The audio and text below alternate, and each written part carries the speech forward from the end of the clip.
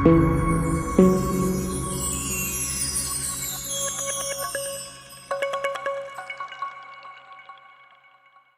بزرگ تھے شیخ عبداللہ صومعی رضی اللہ تعالی عنہ.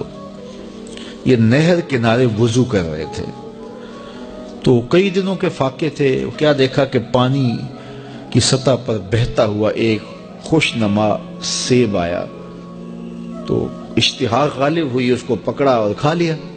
جب کھا چکے تو پھر خیال آیا یہ تو میرا تھا ہی نہیں، یہ تو مال لقطہ تھا، تو میں نے اس کو کھا لیا. اب اس کا مالک کیسے ملے؟ جس سمت سے پانی آ رہا تھا اس سمت سفر شروع کر دیا. کئی دنوں کی مسافت کے بعد دیکھا کہ ایک باغ ہے جس کی شاخیں اس پانی کی طرف لٹک رہی ہیں. سمجھ گئے کہ یہیں سے گرا ہوگا اور میں نے کھا لیا. خیر باغ میں پہنچے، مالک سے ملے، کہا کہ یوں میں نے ایک سیب کھا لیا ہے اور میرا غالب گمان یہ ہے کہ اس باغ کا وہ سیب تھا، تو میں معافی مانگنے آیا ہوں، یا پھر بتائیں کہ اس کا ہرجانہ کیا ہوگا.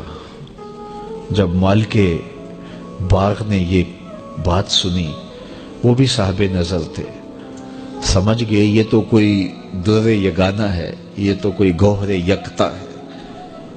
تو تیور بدل لیے، کہا ایسے تو نہیں معافی ملے گی. کہا حضرت کیسے ملے گی؟ کہا 12 سال تک میرے باغ کی گوڈی کرنا پڑے گی. اللہ اکبر. اور ایک شرط اس کے علاوہ ہوگی. کہا ٹھیک ہے، میری غلطی تو معاف ہو جائے گی نا. 12 سال تک باغ کی گوڈی کرتے رہے. ایک دن فرمانے لگے وہ صاحب باغ جو تھے کہ عبداللہ کوئی سیب توڑ کے لاؤ، مہمان آئے ہیں. تو وہ سیب توڑ کے لائے تو وہ کچے ہی تھے. تو کہا تم 12 سال ہو گئے ہو سیبوں کے باغ میں رہتے ہوئے، تمہیں پتہ نہیں کہ کچے سیب اور پکے سیب کیسے ہوتے ہیں؟ کہا حضرت مجھ سے قسم لے لیجئے 12 سال میں ایک دفعہ بھی نظر اٹھا کے سیبوں کی جانب نہیں دیکھا. ایک سیب کھایا تھا، میں تو اس کی سزا بھگت رہا ہوں، میں تو گوڈی کرتا ہوں، اوپر کبھی نظر بھی میں نے نہیں اٹھائی. سینے سے لگا لیا. کہا ایک شرط تمہاری پوری ہو گئی، اب دوسری شرط ہے کہ میری ایک بیٹی ہے جو آنکھوں سے نابینا ہے، کانوں سے بہری ہے، بول سکتی نہیں، اور وہ اپاہج بھی ہے، چل بھی نہیں سکتی. اس سے تمہارا نکاح کرنا چاہوں، اگر تمہیں قبول ہے تو معافی ہو جائے گی.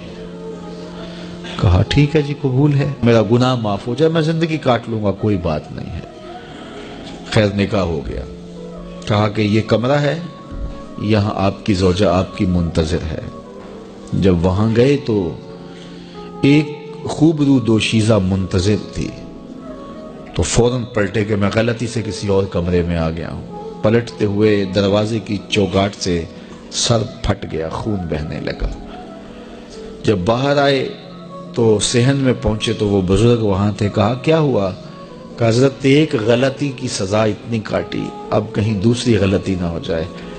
وہ تو کوئی اور ہے خاتون. کہا وہی تمہاری زوجہ ہے. تو میں بتاؤں کہ وہ بہری کیوں ہے؟ آج تک اس نے غیر محرم کی آواز نہیں سنی.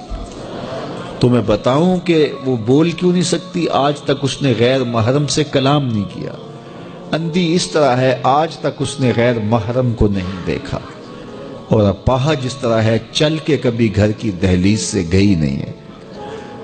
تو اس خاتون اور حضرت عبداللہ صومعی کا جب نکاح ہوا اور پھر ان سے اللہ نے ان کو ایک بچہ دیا جس کا نام ہے الشیخ عبد القادر جیلانی. جب ماں باپ اس طرح کے ہوں تو بیٹے اس طرح کے ہی ہوتے ہیں. باپ کا لقمہ پاک اور ماں اپنی آبرو کی کیسی محافظہ. پھر در یگانہ اور گوہر یکتا جو پیدا ہوتا ہے وہ دین کی احیاء کرنے والا ہے، دین کی مردہ قدروں کو نئی زندگی دینے والا ہے. حضرت ملا علی قاری لکھتے ہیں کہ حضور غوث اعظم جب مجلس واعظ کرنے بیٹھتے تو 70 ہزار کا اجتماع آپ کے مجمع میں ہوتا، اور عمومی طور پہ اللہ کی رحمتوں کے حوالے سے بات کرتے. اور جس دن آپ اللہ کے قہر، غضب اور جلال کی بات کرتے کئی جنازے اٹھتے. یہ آپ کی گفتگو کے اندر عصر کا رنگ اور شیرینی تھی. اللہ اکبر. تو باپ دیکھیے کہ رزق کے معاملے میں کتنا محتاط ہے، اور ماں دیکھیے اپنی عصمت کی کتنی حفاظت کرنے والی ہے۔ مائیں بچوں کی تربیت کرتی ہیں، ماؤں کے طریقے سے، ماؤں کے ذریعے سے پاکیزہ صرف بچے جنم لیتے ہیں۔ تو لہٰذا ماؤں کو اچھی تربیت کا حامل ہونا چاہیے تاکہ وہ آگے اچھی تربیت خود کر سکے۔ حضور علیہ السلام کے فرامین میں سے ایک انتہائی اہم فرمان ہے، ان الحلال بین و ان الحرام بین۔ حلال بھی واضح ہے اور حرام بھی واضح۔ حلال اور حرام کے درمیان کچھ چیزیں شبہ والی ہیں، لا یعلمہن کثیر من الناس، زیادہ لوگ ان کو جانتے نہیں۔ جو شبہ والی چیزوں میں پڑ گیا وہ حرام میں پڑ گیا۔ ہمیں اگر پتہ چلے کہ فلاں ہوٹل میں جو کھانا ملتا ہے اس میں کوئی ایسی چیز ہوتی ہے تو ہم اعراض کر جاتے ہیں، 2 قدم آگے چلے جاتے ہیں کہ ہم صحت کے ساتھ کھلواڑ نہیں کریں گے۔ اسی طرح ہم اپنی امور زندگی میں یہ ضابطہ طے کر لیں کہ ہر وہ ذریعہ رزق جس میں ہمیں اندیشہ ہو کہ اس میں شبہ ہے، تو ہمارے لیے ہمارے جسم کی ساخت اللہ نے اس طرح تو نہیں بنائی کہ ہم وہی کام کریں اور کوئی کر نہیں سکتے، تو ہمیں اس کام سے گریز کر کے اس کام پہ جانا چاہیے جو بالکل حلال ہو۔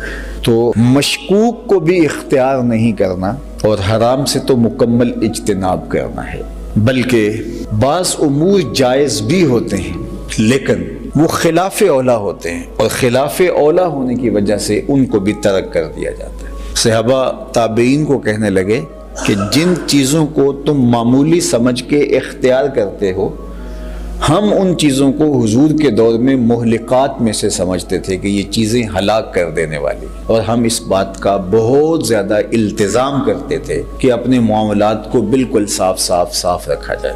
اسی طرح تقوی انتہائی احتیاط کا نام ہے۔ حضرت امام اعظم ابو حنیفہ علیہ رحمہ نے کسی سے قرض لینا تھا تو اس کے ہاں تشریف لے گئے قرض کے تقاضے کے لیے، دروازے پہ دستک دی اور پیچھے ہٹ کے دھوپ میں کھڑے ہو کے صاحب خانہ کا انتظار کرنے لگے۔ دھوپ بہت سخت تھی اور دیوار کا سایہ پڑ رہا تھا، تو کسی نے گزرتے ہوئے کہا کہ آپ سائے میں کیوں نہیں کھڑے ہو جاتے؟ تو فرمایا کہ صاحب خانہ سے میں نے قرض لینا، اور جس سے قرض لینا ہو اس سے کوئی نفع حاصل کرنا سود ہوتا ہے، تو میں ڈرتا ہوں کہ کہیں یہ سود کے زمرے میں نہ آ جائے۔ حالانکہ یہ اس قبیل کی چیز نہیں تھی، لیکن سکھلانے کے لیے یہ احتیاط۔ حضرت امام احمد بن حنبل، ان کے پاس ایک خاتون آئی مسئلہ پوچھنے کے لیے، میں سود کاٹتی ہوں اور بازار میں فروخت ہوتا ہے میرے ہاتھ کا کاٹا ہوا سود، اور کبھی ایسا ہوتا ہے کہ میں چاندنی راتوں میں سود کاٹ لیتی ہوں، اور اس طرح کبھی بادشاہ کی سواری گزرتی ہے تو آگے شمع لیے خادم چل رہے ہوتے ہیں تو ماحول میں روشنی بڑھ جاتی ہے، تو میں پھر وہاں بھی کاٹ لیتی ہوں۔ تو میں یہ پوچھنا ہے کہ وہ کاٹا ہوا سود جو بادشاہ کی سواری کے ساتھ چلتے ہوئے چراغوں کی روشنی میں کاٹا گیا ہوتا ہے، وہ میرے لیے کاٹنا جائز ہے؟ اور دوسرا کہ وہ رات کے جو چاندنی میں کاٹا گیا سوت اور دن کے اجالے میں جو کاٹا گیا سوت، اس کی کوالٹی میں تھوڑا سا فرق ہو سکتا ہے، اگرچہ میں کوشش کرتی ہوں، تو کیا میں اس کو مکس کر کے بیچ سکتی ہوں؟ تو امام احمد بن حنبل نے اس خاتون سے پوچھا کہ تمہارا تعارف کیا ہے؟ اس نے کہا کہ آپ مسئلہ بتائیے، سائل سے اس کی ذات تو نہیں پوچھی جاتی۔ تو آپ فرمانے لگے کچھ مسائل ایسے ہوتے ہیں کہ سائل کی حیثیت سے مسئلے کی نوعیت بدلتی ہے، تمہیں بتانا پڑے گا تم کون؟ تو اس نے کہا کہ میں بشر حافی کی ہمشیرہ۔ تو فرمایا خاتون تمہارے لیے جائز نہیں ہے۔